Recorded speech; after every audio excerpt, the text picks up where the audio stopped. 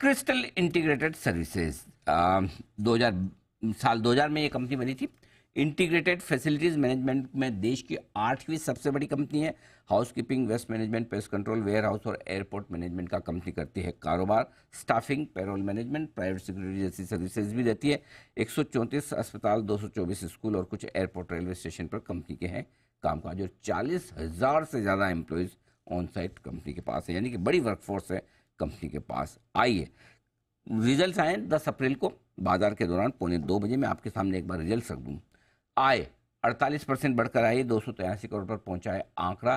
कामकाजी मुनाफा 28% बढ़कर 19 करोड़ के आसपास। मार्जिन जरूर घटे हैं 1% से, 7.6% से 6.6% आए, और मुनाफे में देखिए दमदार 36% की बढ़त। मुलाकात करेंगे कंपनी के सीईओ और होल टाइम डायरेक्टर संजय दिगे साहब हमारे साथ कार्यक्रम में हो रहे हैं शामिल। 2010 से दिगे साहब कंपनी के साथ हैं।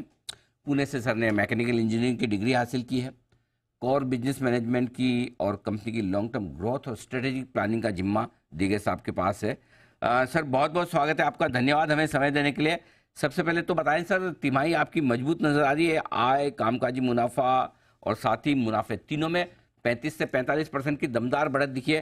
ट्रिगर्स बताएं सर, कहाँ से आए ये दमदार नतीजे?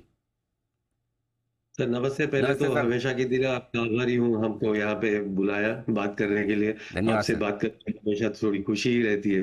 Thank you sir. और आपके माध्यम से और भी मेरे शेयर होल्डर्स को, मेरे इन्वेस्टर को बहुत बहुत धन्यवाद देना चाहता हूँ। जी। लिस्टिंग के हमारा पहला रिजल्ट डिक्लेयर हुआ है 10 तारीख को, तो हमें खुशी है, रिजल्ट अच्छा दे रहे हैं। ये जो आपने सवाल किया, ये कहाँ से नंबर्स आए हैं, तो एक्चुअली ये नंबर हमारे पिछले कई सालों की ये रिजल्ट में सालों की मेहनत ये रिजल्ट में दिखती है।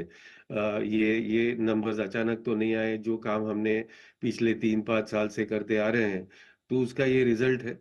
और हमारी जो सर्विस डिलीवरी की एफिशिएंसी है, हमारा, जैसे मैंने आपसे पहली मुलाकात में भी बोले थे कि हमारा बिजनेस मॉडल बहुत सिंपल है, तो इसलिए सर्विस डिलीवरी की हमारी एफिशिएंसी, हमारे कस्टमर्स, उनकी लॉयल्टी, और हमारा choice of sector, choice of segment, ये 3-4 चीजें हैं जिससे हमको ये अच्छे नतीजे दिखने मिलते हैं। और हमको काफी उम्मीद है कि ऐसे ही अच्छे नतीजे हम आगे जाके भी देंगे मार्केट बिल्कुल को। ठीक बात है। तो पिछले कई सालों की मेहनत आपके काम आती दिख रही है। दिगर साहब, मार्जिन पर राय लेना चाहता हूँ। नंबर्स मजबूत है लेकिन मार्जिन 1% घटकर आया है, 6.6%। क्या वजह है और क्या वापस से मार्जिन में सुधार की गुंजाइश है सर? आप, बहुत अच्छा सवाल है ये, नेचुरल क्वेश्चन।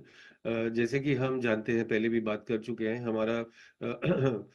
हमारा जो बिजनेस है वो काफ़ी डाइवर्स है, और 70% गवर्नमेंट से भी आता है, और इसके लिए प्री क्वालिफिकेशन क्राइटेरिया आपके काफ़ी ज़रूर है।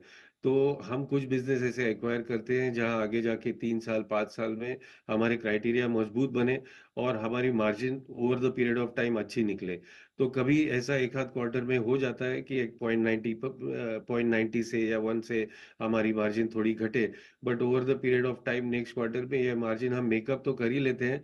बट क्योंकि हमारा प्री क्वालिफिकेशन और तगड़ा हुआ रहता है और एक्सपीरियंस मजबूत हुआ रहता है, हम ये मार्जिन को बेटर भी कर देते हैं।